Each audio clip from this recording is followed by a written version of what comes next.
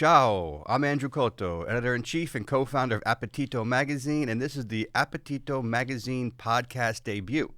We're thrilled, and we're particularly thrilled to have our friend Rocco DiSpirito as our inaugural guest. Welcome, Rocco. Thank you, Andrew. Happy to be here. I'm yelling again. Sorry. Yes. I'll tone it down a little bit. But this is an Italian podcast called Appetito, so two Italian guys are bound to yell too loud. Absolutely, and we appreciate your enthusiasm. I'm very enthusiastic. I'm so happy to be here. We just got delicious coffee made for us, which was wonderful. And this is the first of hopefully a long series of podcasts for you. Yes, Cool. we're sort of getting on the podcast train and hoping to take our philosophy of Italian food and drink and all the benefits that come through it and apply it to a different medium. We have Appetito Magazine, of course. I know. Yeah. How is that going? It's going great. Good, great. Yeah, I see the issues. I get the emails.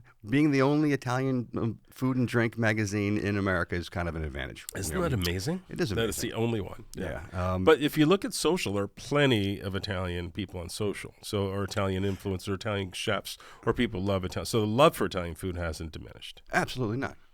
And we're happy to be part of this conversation. Yeah. And speaking of conversations, we're here to talk about you and your new book. My favorite subject. I know. My new book. My favorite subject used to be me. Now it's just the things I need to sell. Well, well, you need to sell you. and I think you might be my favorite subject because you've been such a great friend over the years to me, and a great supporter of the magazine and all our endeavors. So we thank you for that. Yeah, and you've we really been wanted so kind. You've been so generous. You've been a real one, as the kids say. Thank you. You still are a real one. Thank you for that. That's all I got going for me. But we have going for you is this cookbook. But before we start talking about the book, I want to make sure that everyone, do you get the proper introduction that you deserve, right? I mean, most people in our audience don't need to be introduced to you. They know who you are. You're a household name. And we walked in here, people, hey, Rocco, right? You're at MCM Studios in Chelsea. People know who you are. But it's a great story. I mean, you were first came to fame in the late 90s, really, at Union Pacific, which was the hottest restaurant in New York City for the longest time. And you were this wonder kid, chef, right? You were the best new chef at Food and Wine. You were the most exciting new chef at Gourmet.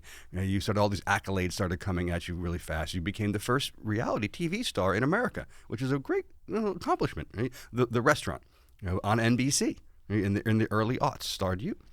You pivoted there, of course, into cookbook writing, in a prolific way. You've been a TV star as a regular appearance, someone who appears regularly on morning shows, on Food Network shows, right? You currently are still on TV regularly on Tournament of Champions on Food Network with Guy Fieri, right? It's an incredible resume. And amongst those accomplishments is, this will be your 13th cookbook? 14th cookbook. 14th cookbook. Mm-hmm. That's a lot of books. Right?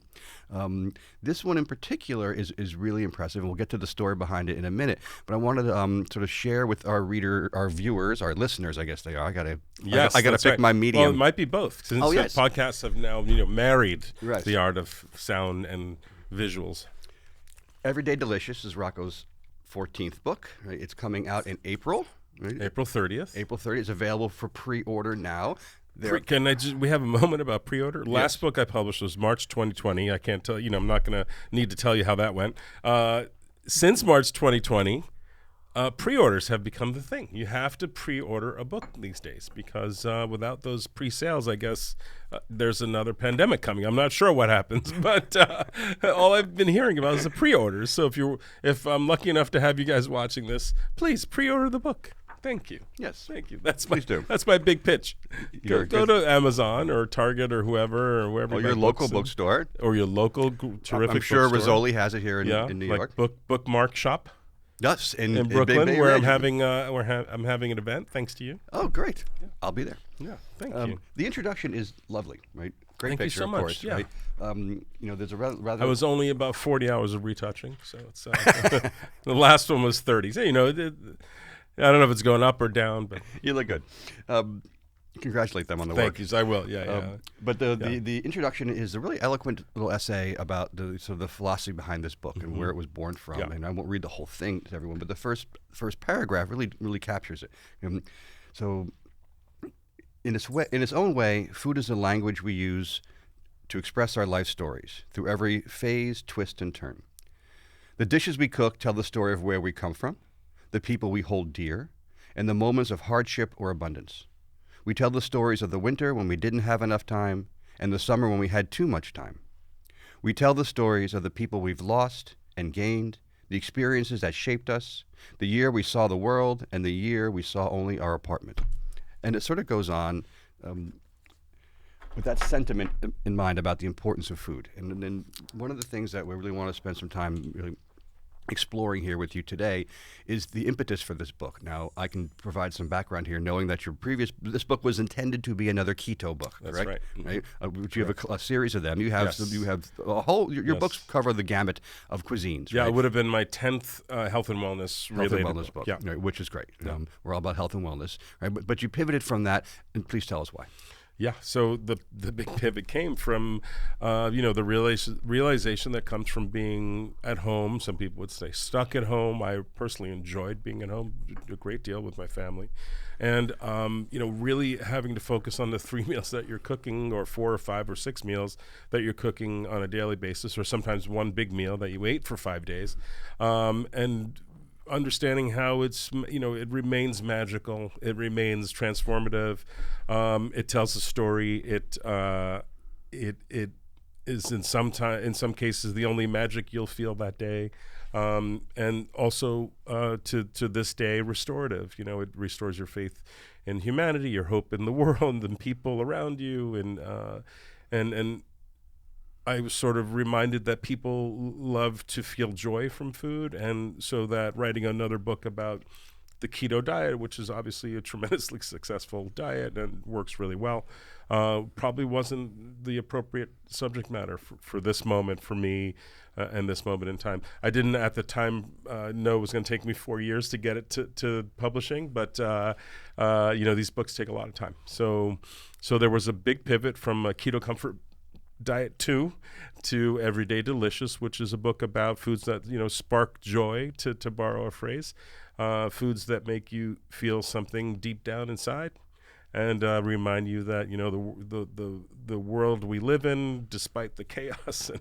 everything going on around, is full of love and warm moments, especially if you get to cook and eat with someone you care about. And so the dishes reflect that repertoire. The lexicon of all the great dishes that everyone wants to eat over and over and over: spaghetti carbonara, chicken parmesan, a steak cooked in butter, comfort food dishes that I have not explored in a really long time, or really never published in my entire cookbook career. I've always focused on highly creative, original conceptions, original dishes that I conceive of that are at most a play on a classic dish, but usually completely reinvented with 100 new ingredients. And this is sort of the opposite of that. Yeah, and back to your point about the impetus here, before we start talking about the particulars of the book, Everyday Delicious, there was a moment in the intro, which I didn't read, about how you finally were able to cook for your family again. Being a professional chef and a celebrity chef, you're cooking for people all the time. It reminded me very much of this scene in one of the novels I wrote, where the protagonist is a cook, and he's working in a neighborhood where he's sort of estranged, and he's asked to come out to explain to this group of people from the local church, who come there after services to eat his food, what he's serving them that day. And he explains it all to them, and they ooh and they ah, and then he goes back to the kitchen, and all he's thinking on the way back to the kitchen is how he wishes they'd asked him to sit down with them. That would have made the day for him, right? And you mentioned that in there, and it really struck that memory in me, that desire just not to prepare the food only, but also as someone who's worked in a restaurant and sort of been anonymous behind the kitchen doors, what it's like to sit down with the people there, right? Because then when you sit down, you're all equals, right? And everyone's sharing the same food, and your point about it's sowing harmony is really something that I think the table is like a church. Speaking of work that metaphor a little more, it's gospel. It is being with people and you're communing together, right? And that communal aspect of it is what I think makes eating such an important part of our lives, and one that we really at Appetito, certainly, and through this book as well, you believe in the same philosophies, is really pushing that forward, because we want people to enjoy their food together. So it doesn't matter what you make. Well, it matters. No, right? in some ways it doesn't at all, and in some ways you need to simplify the thought process about what you make, and not be freaked out about, oh my God, I have to blow everybody's mind every 5 minutes. And when people come to your house to eat your food, they're going to say they love it no matter what. right? It's like when your mother cooks for you, you love it no matter what because she's your mother, and you know it's coming from a place of love, or your grandmother, whomever. And I really think you capture that here, and that essence of being home with family, with friends. You mentioned, there's someone downstairs you believe in your same building. You guys eat with regularly. I love that stuff, and I miss that stuff, and I know that you grew up with it every Sunday, if not every night. I certainly did every Sunday with my family, and that's one of the things about my adult life that's missing from my childhood that I probably missed the most. Is that feeling of being just so secure and loved and nourished, and without any other concern when you're sitting around the table with your family and or friends. Because I think friends have sort of morphed into the new family, since we're also transient these days, right? Yeah. I don't think there can be enough emphasis on the wellness that comes from that, and we really think this book will be a great way to sort of push that. We should throw a Rocco Sunday lunch one day and have a contest or something, and just to sort of kick off this series. It's a good idea. I like that a lot. Just to get people to start getting in the habit of being around the table together and sharing food together. Yeah, Andrew, in addition to making a terrific doorstop, this book is actually very useful if you're trying to commune with friends. I mean, it's a terrific doorstop, and I don't want to knock the fact that it'll stop any door dead in its tracks and hold it there forever. But it also, happens to contain recipes that a sort of humbled cook rediscovered. Because when you're in a situation when you're home, and people don't have use for your, there's sort of no professional use for your skills.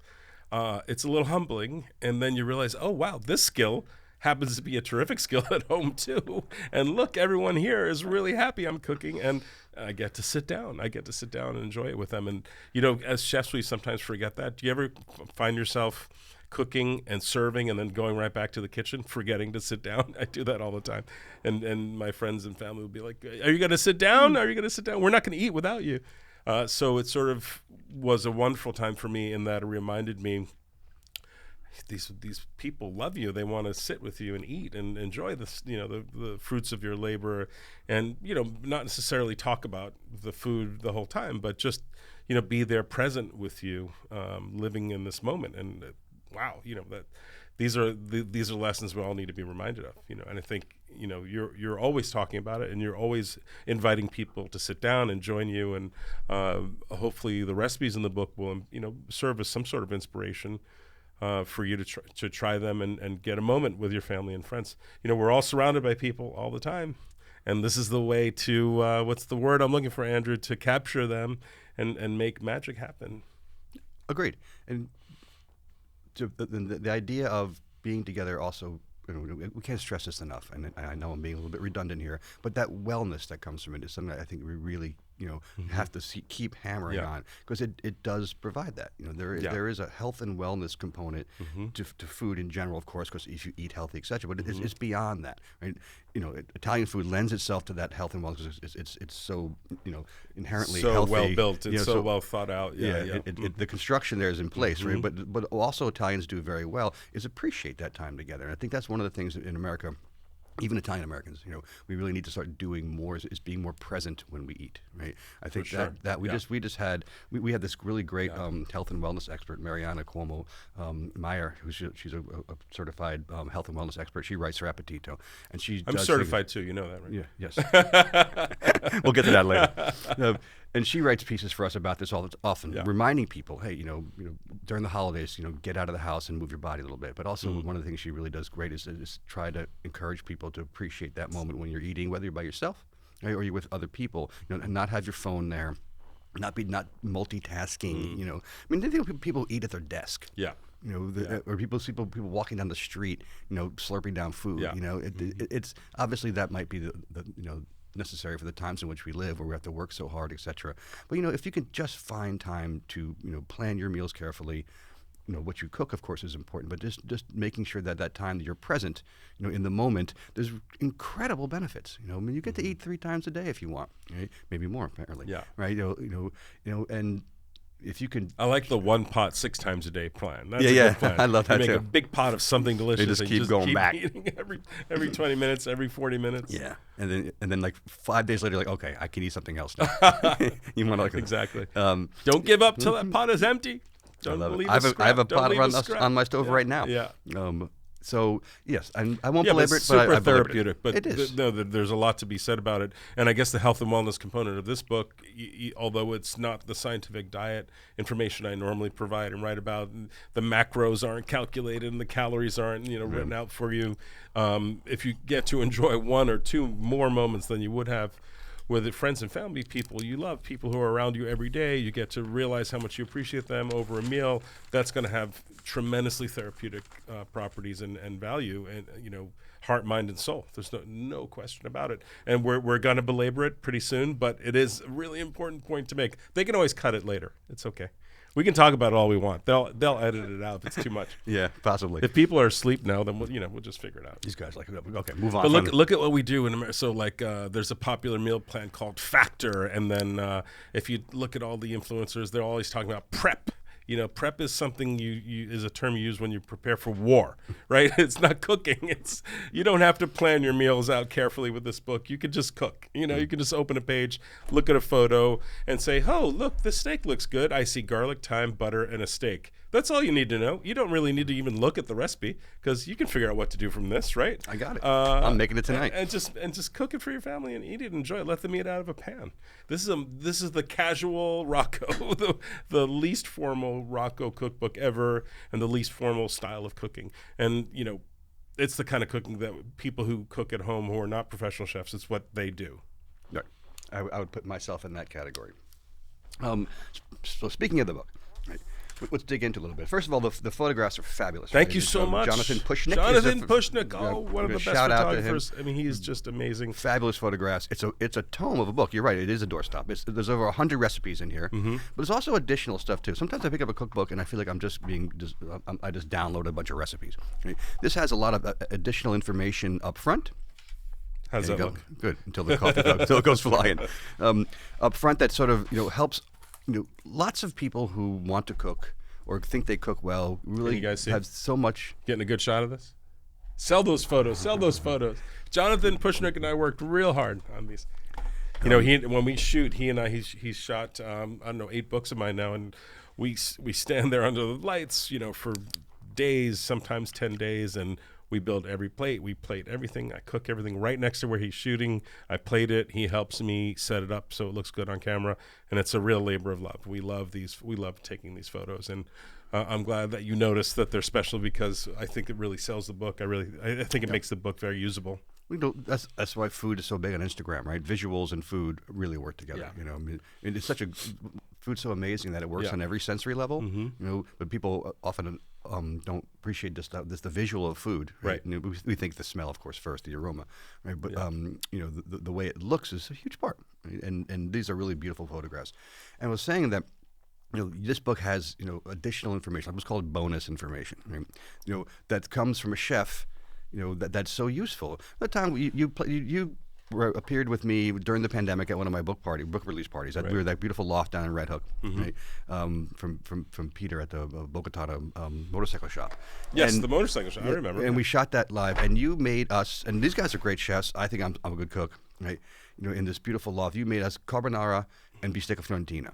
And we learned so much from you. Yeah, wow. It was a feast. What a day! It was. I'm getting tired just thinking about cooking all that. And we learned so much about cooking just by sitting there with you in person. We think of ourselves as people who know how to work around a kitchen, right? And they were pretty simple dishes, right? That you just did with such mastery, right? That all of us afterwards were like, wow, we just learned from a pro. It's like taking guitar. You're a professional guitarist. You take a lesson from a better guitar player, and you just learn. And I think there's always something about improving our games in the kitchen that we appreciate when chefs share. And you do this here in a really great way up front. Right? There's these rules you have up here. Right? The first one is that condiments are king. And you list all, and then you just don't tell us that. You show us the condiments you think that if you had these in your cupboard in your fridge, right, you're at a huge advantage. There it is. Look right at there. those condiments. Doesn't that look like fun? With the Kewpie being my favorite mayonnaise, I was loving to see that Kewpie. Look at it. It's so colorful. You can see the flavor. And most of them, it looks are from Asia or Southeast Asia. Yeah. Yes, but you can find nowadays. And it used to be the part you had to go to Jamaica Heights to get So true. Yeah. Now you find I don't get resistance anymore from the publisher. I used to get resistance when I'd mention these ingredients. They'd be like, "Oh, you can't. That can't go in the book. No one will be able to find it." Now there's no issue. I love it. And of course, you've got the Italian classics, Parmigiano and passata and garlic puree. There's some not so basic pantry items in there as well, which sort of enhance your kitchen. The idea of using your resources is one I love. I am always encouraging people. You have a butcher, right? Use them. I mean, he wants to cut that. He wants to debone wake those up in the morning, or they trim want to use those. that knife. Yeah. I mean, I know the art of butchery is sort of become a little esoteric these days. And most butchers we see at supermarkets are just way in the back, in white aprons. But the guys in the hard hats. Yeah. They're always the guys in the hard hats. Yeah. I mean, I go to my supermarket and they have these huge fillets, right, in packages that are sold at a discount, right? If you buy the whole fillet, right? I buy the whole fillet, but I bring it to the butcher, say, cut it open. Trim That's it so for smart. me, That's right? a pro tip Rewrap right it, there. right? Yeah. And they're happy to do it, right? Yeah. So yes, use your resources well. Mise it out is really clever, and one of the first sort of like cheeky sort of references in here, which we'll get to in a minute. But having everything in place before you begin to cook. Mise en place is the culinary term to have everything in place. Huge mistake. I'm going to be your Vanna White. Right. Thank you. I'm on the Mise It Out page. Oh, great! This is working well. There are photos. You're a great assistant. Thank you. To have everything in place before you begin cooking is probably one of the, or not having everything in place before you begin cooking is probably one of the biggest mistakes home cooks make, right? That's when the garlic burns. That's when the things don't work out the way they're supposed to because you're sort of almost ad hocing it, as you go along. And I think that, that idea of making sure all your prep is absolutely finished and ready to go, and then you can cook. Right? And it's a really great advice, and coming from a pro, it's probably going to be taken seriously. And it seems like simple, basic advice, right? But it is basic advice, something that people need to be reminded of because it's very important. Because know it, in your heart. But most people, I still make that mistake sometimes. I'm running a bit late. Every day. I don't know about you, but every time I cook with garlic, every fourth time I burn it, so I have to start over. It's okay. It's okay, guys. Use lower heat. It's okay. We just have a video on Appetito of me telling people how not to burn their garlic, which is to bring it up to heat already in the olive oil. So you have it. Start it cold, right? Start it cold, bring it up to heat. And then, obviously, don't check your phone. Don't go do something else. You got to stick with it. And just before you think it's going to burn, turn it off. Get off the heat. That's great. And then, of course, sometimes it's worth it. You have in here where it's like, yes, we can splurge. There's times when, because the emphasis of these recipes that they're fast and easy. 30-ish minutes, it says here. Yeah. But sometimes most fall well under 30 minutes. There are a few in a special section. I call it like holiday special occasion meals. Yeah, and Sundays. Yeah, exactly. Sunday meals, and those are going to be 30 minutes to an hour. But I have a braised short rib recipe that's going to be a few hours, obviously, because braising takes a while. But most of these are 15 to 20 minutes. Yeah. That rib roast recipe in the longer section is one that I love. We actually published that recipe, a version of that recipe, in Men's Journal together. It was one of the first things we did together. It was a Super Bowl recipe for Super Bowl, I don't know, 7-8 years ago. Wow. It was one of the first things we did together. I was like, I remember it. It's garlic and horseradish crusted. Yes. It's fabulous. And that cooks for a couple hours. Yeah, that one's a few hours. That one's like 5-6 hours. But it's a whole rib roast. Yeah. You're gonna have to go to Costco for that one. You have to go buy that. You have to go buy that whole. Yeah. I can go to Romeo Meats in Bensonhurst. Oh, okay. They have it too, but lots of butchers have it. So I really love that idea of sort of helping the reader of the decipher book when it's worth it, right? Because it's not always worth it. Yeah, not always. Sometimes the less expensive, simpler ingredients make the most sense. Yeah, the splurge is an occasional thing. If you're doing these kind of meals every day, you're gonna burn out. Right. So the meals themselves in the book and are broken down into numerous sections. Right.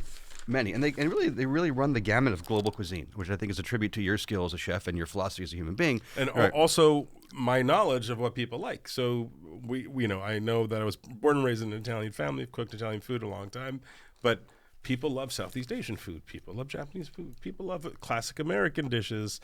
And these are the kinds of dishes people are eating every day. It's a big mix, right? And I wanted to recognize that people in America eat a big mix of things, mix of ethnicities, and that's what makes us such a beautiful society and cooking so interesting.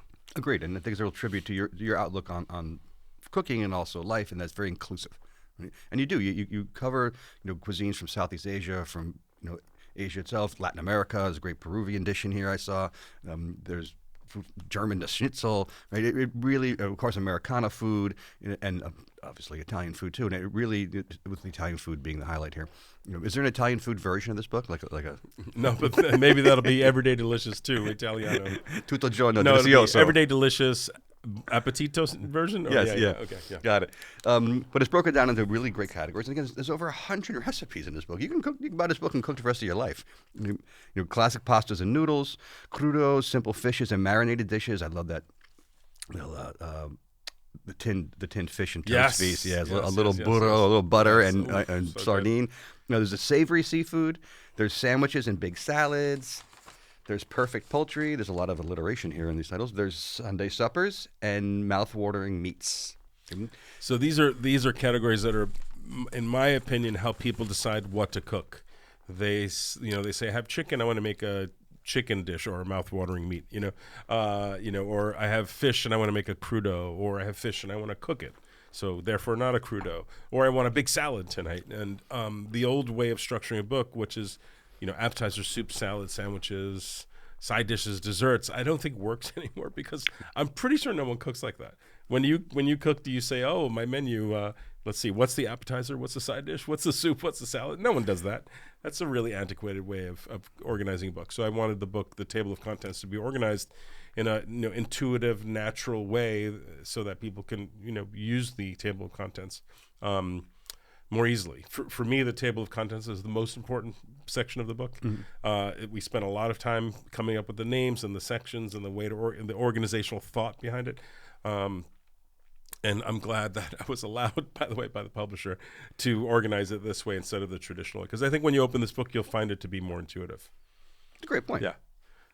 You won't be screaming at me, Rocco, I don't cook like this. What is it? I can't. I'm not doing an apside salad tonight. Most people, they go to the store, they see that the chicken breasts are on sale, and they want to make some of the chicken breasts. And so now you'll be able to go in the book and look for that.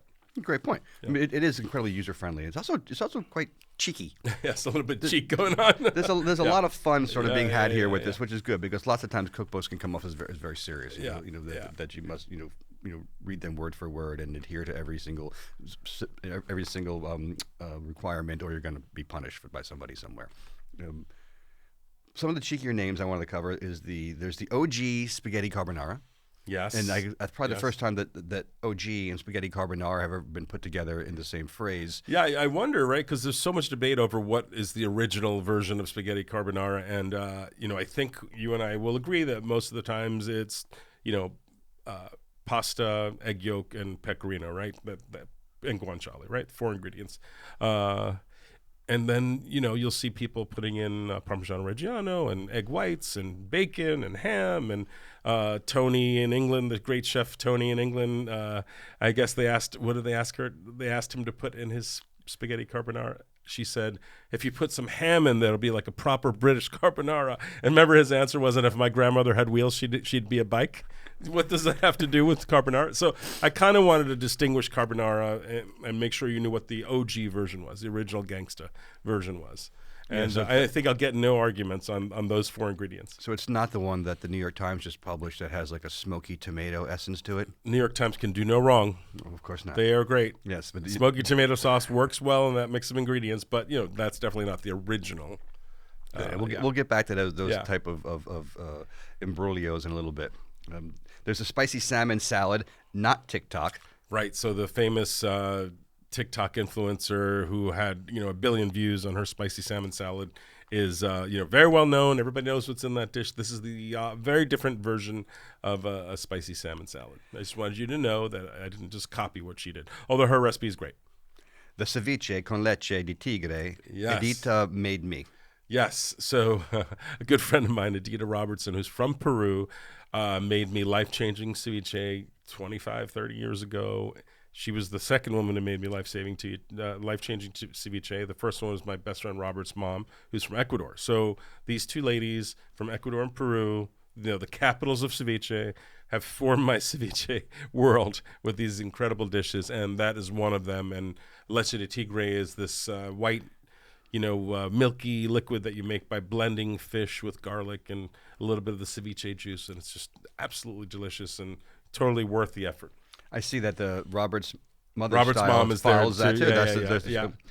No one's yet made me life-changing ceviche. You need to meet Edita. Edita will do it for you. Well, I have a Peruvian friend, so maybe she can do it. Yeah.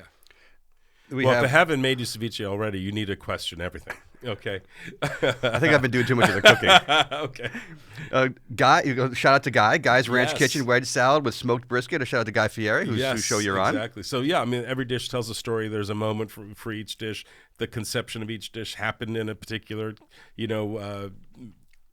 confluence of events, and this one happened at Guy's Ranch Kitchen. We were shooting an episode, and they wanted it was either a barbecue or a big salad, episode, and I decided to mix the two, and that dish came out particularly well. So I want you guys to try it. Yeah, I can really imagine smoked brisket with a wedge salad. Oh, right? Doesn't that sound so good? Yeah. Summer plunder salad with tomato, peppers, corn, and shrimp. Yeah, so I think of a garden, and those of you who've had a garden, you know what I'm talking about. You walk into the garden in the morning, and it's basically, pillaging, right? The plunder of the garden and is what determines what you're going to make, and it has all of my favorite sort of mid to late summer ingredients, tomato, pepper, cucumber, that kind of thing. Here's one I got to know about. What's a bougie salmon miso marmalade? Oh, bougie is a little fancy. It's a little fancy. So it's miso marmalade is something we've been making for a long time, thanks to Nobu Matsuhisa, who invented it. Got to be 40 years ago now. And we've all been copying his recipe. I think there's a recipe in there that I call Nobu ripoff miso marmalade. That's next on my list here. Yeah. Okay. Good. I just want Nobu and everyone to know that we ripped it off, and we're proud of it because it's delicious. And sometimes you just need to use someone else's recipe. Right, so that explains the Nobu ripoff brown sugar miso cod. A little side break here. I noticed you have a deep fried lobster with pepper jelly. Ooh, yes. Pepperonata jelly. That's a good one. The deep fried lobster, anything deep fried is great, of course. I suggest you deep fry more food, by the way. If you're in doubt, deep fry. Use clean oil, get some clean flour, make it as nice and healthy as you can. But the lobster is great deep fried, and I use a pepperonata jelly, which you can buy these days. Actually, there's a lot of pepper jellies out there, but I make my own in this recipe. I just had a deep fried lobster. It's sweet and sour peppers, by the way. When I say imagine that's great. I just had a fried lobster at Michael's of Brooklyn. Have you been there? No, I haven't. No. It's unbelievable. That's our next. We need to do an exploratory. We do. Yeah. Absolutely. Someone call Michael's. We're coming right after this. Yes. Fat fried rice, super stoner style. Yes. Okay. So you could only imagine what super stoner style means. I was not high when I made it, though. I just want I was only imagining. This is basically fried rice that I recommend you use leftover cooked rice for, which is actually authentic. And it's got bacon and shrimp and pineapple and cilantro and Thai basil and, you name it. It's got every stoner ingredient, every ingredient that you lust after when you're a little bit high. It's late at night or it's early in the morning. And it's inspired by a lot of my stoner friends. Stoner friends are very inspiring. They can be. Especially when it comes to fried rice. You can do no wrong with fried rice. You can just keep adding things and it just gets better and better. Peru for you, chicken with creamy green sauce. So when I think of Peruvian food, I usually only think of the raw crudo style dishes that they're famous for. But thanks to my friend Adita, I know of another dish that is this green chicken dish, which is, up to interpretation. It's basically a lot of herbs and a roast chicken. And that's what Peru for you chicken is. I just had that the other day. You did? Okay, take out what I'm some talking places about. in So Bayside. good, right? It was and the green sauce I wanted to rub it on my neck. So good. It was fabulous. It's enough about my neck. Better than Mr. Chow's satay. Okay, so Mr. Chow, famous restaurateur in New York and London, been around 50 years. One of the fanciest Chinese restaurants you've ever been to, has a satay chicken that he's famous for. I happen to think this is better. His recipe for satay has become westernized quite a bit. So I try to go back to the original roots of satay, which is, peanuts and spice and lots of acidity. And I think this is a very good version of satay. So for you satay lovers out there, you're going to like this. Yeah. And you can replace the chicken with squab or with steak, even fish. Squab. Shrimp. Yeah. The funny thing about Mr. Chow's recipe is that he calls it squab, but it's actually chicken. This is like one of the open secrets of Mr. Chow, that no one discusses, that his squab is actually chicken. Everybody knows it and no one cares. Is a squab like chicken that knew somebody anyway? Probably, yeah. Probably, distant cousins. Devil's on horseback salad? Yes. Okay, so Devils on Horseback are prunes wrapped in bacon, dates wrapped in bacon sometimes, depending on your particular point of view, usually with a sweet and sour syrup made from some kind of fruit. Very popular gastropub dish. And this is also for a Guy's Ranch Kitchen episode. I turned it into a salad. It was probably the salad episode. And it works well. It happens to work well. It's a good garnish for anything. Wrapping it in bacon always get you somewhere. It really does. I mean, it works.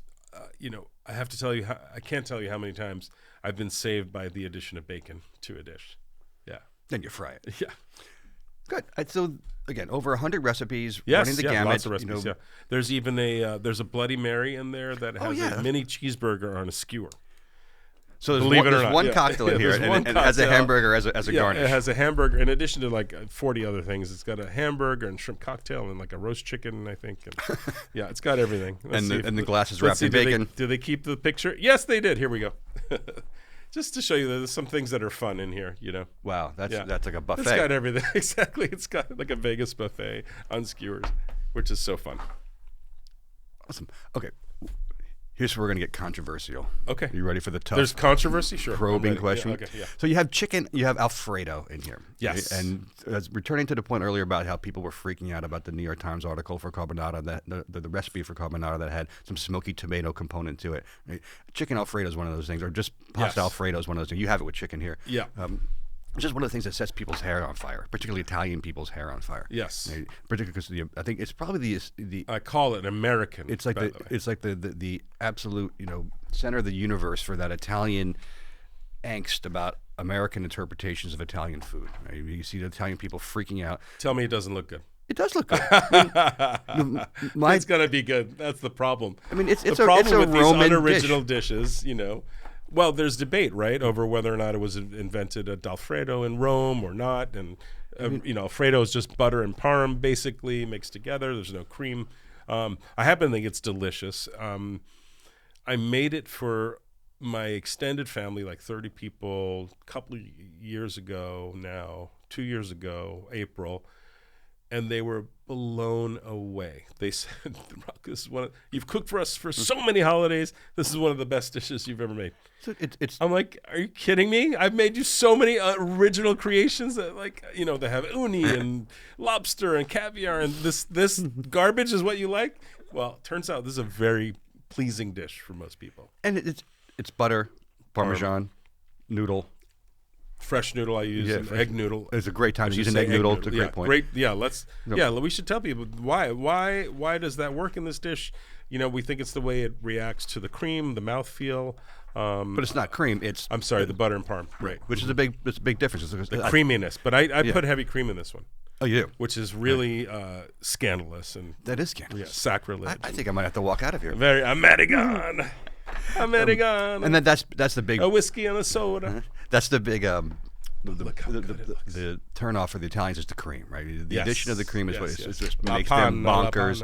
And not to belabor that thing about cream and Alfredo, etc. But that dish seems to be the one that has the most Olive Garden aspect to it. This is like the Olive Garden recipe, but made wholesome by a pro chef cooking at home. Listen, there are some junky foods that are just really delicious, and to your point earlier, sometimes it's not about the food, and it's just about how it makes us feel. And this is a really good example of one of those dishes that are bound to make everyone at the table feel good, and in spite of its controversial beginnings. But there is a I believe, and I think if you go to IG, there's now the restaurant called Alfredo. They claim that they invented Alfredo, which is butter and parm. I have no reason not to believe them. They said they made it for American actors and actresses, right? I think it's in the 50s, like Clark Gable or something. And I've been there, and it's delicious there, and it's delicious at home when I make it. And if you want to make the original, just egg noodles, butter, parm, a lot of the pasta water, and just mix it in the platter, and it's great. That's how I did it for my family the time they told me it was the best meal I've ever made them. Well, my kids grew up on pasta with butter and but this cheese. is a different kind of butter and cheese, right? This is it's like emulsified, and it's like very worked so that the butter and cheese really emulsify into the sauce that looks like it's got cream in it, which is why everyone's so confused. It looks like a heavy cream-based sauce. Great. It's really good. Let's get back to the controversy. That's what sells. That's what What's sells another books. controversy? Yeah. So. Oh, well, then there's like the nude section, the nude ingredients. Yeah, you're wrapped up in a fire hose. Yeah. The idea that so many people get bent out of shape, and there's posts and reposts and all that IG stuff about this or that regarding Italian food. Yeah, right? I know who you're talking about, by the way. But it happens. There's a different controversy every week, right? And there's particularly ones that are born from Italians in America. Yeah. Or Italians in Italy who are following American cuisine, who are just so bent out of shape about this. Dude, what's your feeling about this drama over different interpretations of meals? If you make a cacio pepe without using we have a great cabbage cacio pepe recipe on our site that is just booming. It's super popular, and it's but every 100 likes there's someone who's just freaking out. What's your feeling about all this to do about the different interpretations of classic Italian food? A lot of feelings about it. So first thought is, give it up, guys. Life shouldn't be that serious, okay? But there are times where you just wonder if the person's ever tried the original authentic thing. So in the case of carbonara, if you've ever tried real carbonara made by, an Italian mama or in Italy, you're not going to want to do anything to it because it is so perfect. I mean, literally a dish that's realized over 100 years minimum of research and development. It is great. It's 4 ingredients. Just leave it alone. It's guanciale, it's pecorino, it's pasta. Egg. And egg yolk, right? Egg yolk. And, boy, you can't improve that. I don't think there's a way to improve that, even if you add smoky tomato sauce. Will you make another dish that's delicious? Sure, okay. So I think where we get into a lot of trouble is we use the same name for different dishes. This is where the problem, because everybody loves carbonara, so for clicks, they're using the name carbonara, but really it's a smoky tomato and pecorino pasta, right? It's a whole different dish. Like Chef Tony says, if my grandmother had wheels, she would have been a bike. So if my pasta has smoky tomato sauce, it's a different pasta. And this is where we get into a lot of trouble. Then there are dishes that were actually invented in America that are called Italian, but were never seen in Italy, and no one to this day knows about them, like meatballs as a garnish for spaghetti. To this day, no one knows what you're talking about in Italy. Polpettini con spaghetti doesn't exist in Italy. So I think there's some of that. And then there's this, a lot of Italian Americans are very proud of their heritage, and unfortunately for a lot of us, we're so far, especially in the first and second generation, where parents and grandparents couldn't afford to travel back to Italy or were afraid to because they escaped during a war or something like that, lost touch a little bit with the original recipes and had to adapt with ingredients that you found in America, which turned into new dishes, chicken parmigiano. This right here, I don't really think we make in Italy very much. I've had chicken parmesan in Italy, and I remember it just being Parmigiano Reggiano on top of a cutlet. I don't remember having this contraption of sauce and melted mozzarella and basil and all that in Italy. Have you? Do you remember? No, and the idea that somehow the term Parmesan finds its way into that doesn't make any sense either. Yeah, I guess not. Yeah, I mean, it's not from Parma. It Right. doesn't have Parmigiano in it. Right. There's no sort of correlation to the Yeah. name. It's one of those Italian American things, which is fine. Yeah. I mean, do you want Totally to fine. you want to be a wanker about it and make bones? Like, who cares? I like chicken. No, parm. some people want to be a wanker about it. I know. Yeah, that's some people's goal in life, so let them enjoy that. Yeah. But I have seen eggplant with mozzarella melted on top. Of course, In the Campania, melanzane. right? Yeah, So I've seen that. That's a standard. It's a great dish. It's a great dish. It works well with chicken. So in the end, at the end of the day, it's a good dish. It's a good dish. It's a good dish. But I'd like people to know that carbonara is 4 ingredients, and you should really try that. Before you.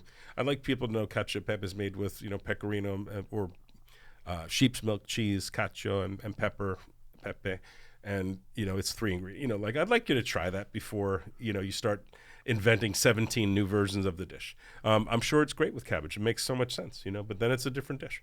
That's all. Okay. But Italians have every right to be angry. Their food is so good. Yeah, it's I know. so good. I just don't.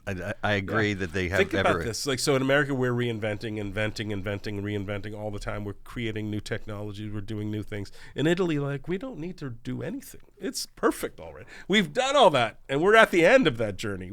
Our food is perfect, and they're not wrong.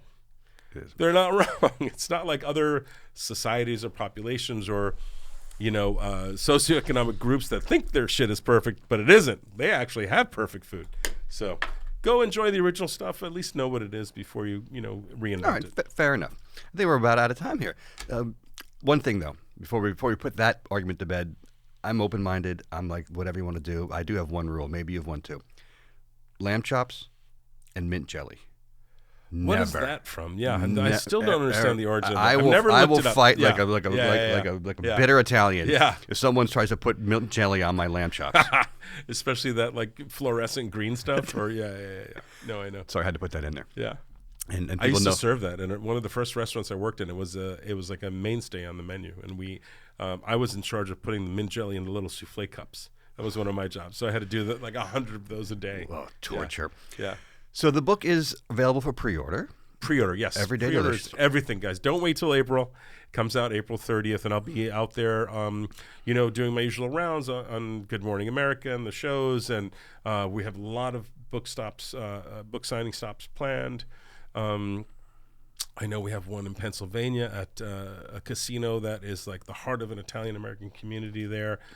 Bookmark Shop in Brooklyn, Williams-Sonoma coming up in New York City. Lots of stops. I hope to see you there. I really enjoy that moment when I get to meet people who enjoy my book. But please pre-order if you can. How do people find out just about so the you know, events? my publisher told me they will not pre-order unless you ask. I'm asking. Please pre-order the book. I'll ask too. Yeah. Please pre-order the book.